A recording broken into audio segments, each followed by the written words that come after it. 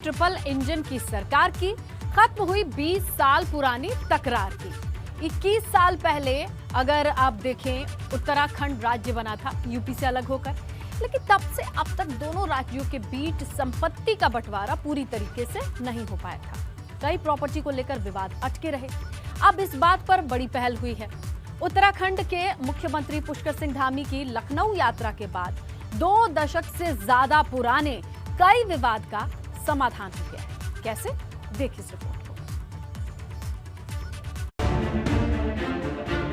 देर आए लेकिन दुरुस्त आए, कुछ इसी तर्ज पर यूपी और उत्तराखंड के मुख्यमंत्रियों की इस मुलाकात के बाद इसके नतीजे का ऐलान हुआ। धामी जी, योगी जी के साथ बैठक थी, बड़े भाई छोटे भाई का मामला है। क्या बैठक में महत्वपूर्ण मुद्दे आपने उठाए?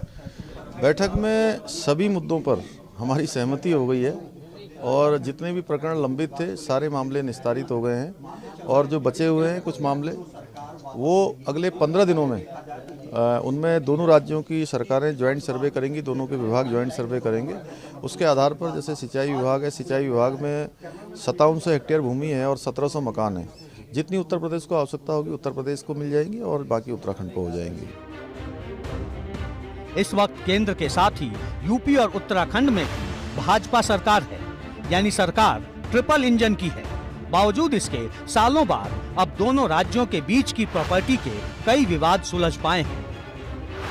दोनों मुख्यमंत्रियों की बैठक में ये तय हुआ कि यूपी को उसके काम की जमीन दे दी जाएगी, जिसमें 1700 आवास भी शामिल हैं। 15 दिनों के भीतर दोनों राज्यों के अफसर इसका सर्वे कर प्रॉपर्टी की पहचान कर लेंगे।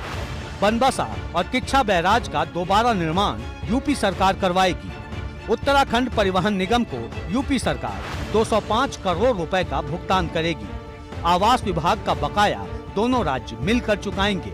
हरिद्वार का अलकनंदा होटल उत्तराखंड को दे दिया जाएगा। महीने भर के भीतर ये काम पूरा हो जाएगा। किच्छा बस स्टैंड अब उत्तराखंड की संपत्ति होगी। वन विभाग को यूपी सरकार 90 करोड़ रुपए का भुगतान करेगी। गंग नहर में स्पोर्ट्स एक्टिविटी को भी इजाजत देने का फैसला हुआ है।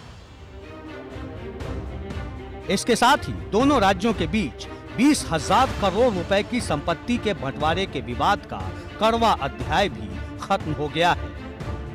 एबीपी गंगा के लिए लखनऊ से विवेक त्रिपाठी के साथ वीरेश पांडे की रिपोर्ट।